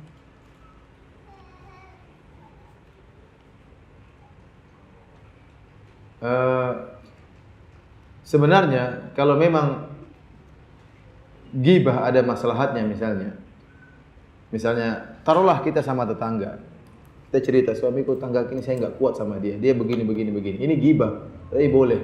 Kenapa? Kita sedang mencari solusi atau kita ingin, dan tidak mungkin kita mengatakan ada seorang yang saya benci, ya, tidak mungkin. Ternyata tetangga kita, suami tidak akan paham. Maka mudah-mudahan kalau memang itu ada masalah yang kita inginkan, maka mudah-mudahan itu bukan ghibah. Tapi kalau sekedar saya benci sama orang itu, saya benci terus, apa faedahnya suami tahu? Tapi kalau itu berkaitan dengan kita terganggu kehidupan kita misalnya. Tapi kalau hanya ketemu benci sama orang sesekali, ya sudah, jangan diceritain. Tetapi orang itu misalnya sering datang kepada kita, sering mengganggu kita merasa terganggu, maka tidak jadi masalah. Kita gibahi dia dalam rangka untuk mencari solusi menghadapi permasalahan yang kita hadapi. Jadi maksud saya, gibah itu diperbolehkan kalau dalam rangka untuk mencari solusi permasalahan yang kita hadapi. Tapi hanya sekedar mengungkapkan, oh saya benci sama perempuan itu, perempuan gini-gini, itu gibah murni. Ya. Oh saya enggak suka Ummu Fulana, kenapa? Badannya bau, sudah gini, ini ghibah murni. Oh itu saya benci sama perempuan ini, kenapa? Enggak becus ngurus anaknya jadi pengajian lari-lari, dia biarin aja. Ini ghibah murni, enggak ada faedahnya. Tapi kalau itu ada masalah yang kita hadapi, maka kita ghibah, insyaallah enggak apa-apa karena sedang mencari solusi. Baik, terima kasih atas jawabannya. Pertanyaan selanjutnya, bagaimana bila suami meninggal, kemudian wanita itu menikah lagi, apakah nanti di akhirat dia bisa bertemu lagi dengan suaminya? Allah alam, dalil menunjukkan bahwasanya wanita akan dikumpulkan dengan suaminya yang terakhir. Wanita akan dikumpulkan di surga dengan suaminya yang terakhir. Baik. Pertanyaan selanjutnya Ustaz. Assalamualaikum Ustaz. Waalaikumsalam. Kalau wanita yang telah berkeluarga, surganya di bawah telapak kaki suami. Bagaimana dengan suami? Apakah surganya tetap di bawah telapak kaki ibunya? Oh iya jelas. Suami tetap saja surganya di bawah telapak kaki apa? Ibunya, bukan istrinya. Tapi suami dituntut untuk berbuat baik kepada istrinya. Saya katakan Allah atau Rasulullah SAW memerintahkan dua belah pihak. Berbuat baik kepada suami pahalanya besar. Sebaliknya suami berbuat baik kepada istri juga pahalanya besar. Di sisi lelaki Allah mengatakan, Rasulullah SAW mengatakan khairukum khairukum li ahlihi. Sebaik-baik kalian di sisi Allah yang terbaik bagi istrinya. Di sisi perempuan Rasulullah SAW mengatakan fa innahu jannatuki au naruki. Suamimu surgamu atau nerakamu. Jadi dua-duanya dituntut. Orang yang paling utama kita baiki adalah pasangan hidup kita. Saya ulangi. Orang yang paling utama kita baiki adalah pasangan hidup kita. Ya. Tetapi suami tetap ibunya lebih dia utamakan. Bukan berarti dia utamakan istrinya disepelekan. Ditinggalkan, tidak. Ada hak istri, ada hak ibu, masing-masing dijalankan oleh suaminya. Suami dituntut menjalankan hak istrinya dan suami dituntut untuk menjalankan hak orang tuanya. Namun surganya tetap di bawah telapak kaki ibunya. Baik, pertanyaan selanjutnya Ustaz, wanita punya kewajiban tetapi juga punya hak. Apakah boleh meminta hak kepada suami? Bagaimana cara meminta hak sebagai istri dengan cara yang diajarkan di dalam Islam? Minta hak ya, sampaikan dengan baik. Hak itu banyak ya. Hak apa misalnya? Misalnya hak nafkah, apa? Suamiku sudah habis uang belanja, terus kita makan apa? Enggak jadi masalah. Itu hak dia, minta kepada suami. Contohnya suaminya pergi terus tidak pernah berhubungan dengan dia. Sampaikan juga, suamiku, saya juga seorang wanita, saya juga punya hasrat. Saya juga ingin menjaga diri. Sampaikan dengan baik-baik. Suaminya saya rasa mengerti. Ya. Saya rindu sama kamu. Kapan kau menyentuhku? Tidak jadi masalah. Minta secara baik-baik.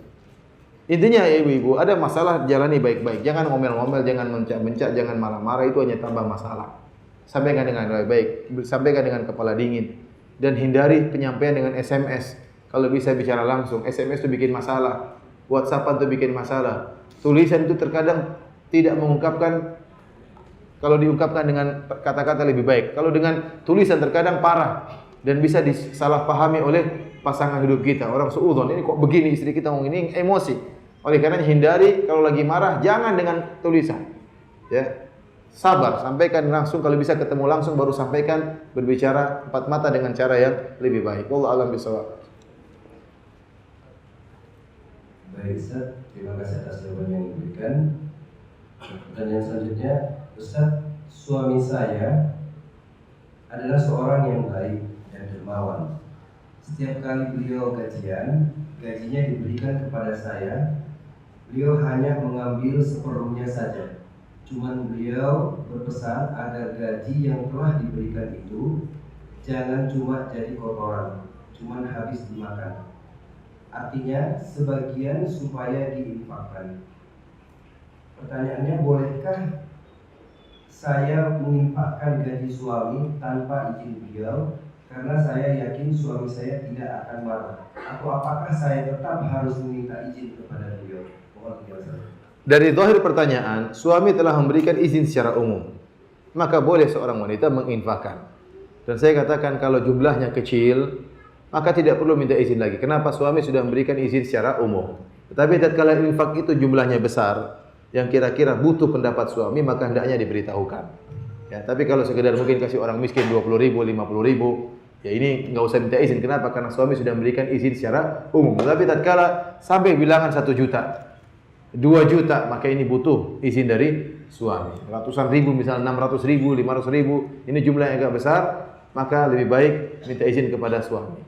Tapi kalau saya bilang sudah enggak usah minta izin, 1 juta, 2 juta kasih saja, ya sudah, berarti sudah ada izin umum. Tinggal jalankan saja. Terakhir. Cukup saja Ya, pertanyaan. Pertanyaannya masih banyak, tapi mohon maaf tidak bisa kita bacakan semuanya karena waktu juga terbatas.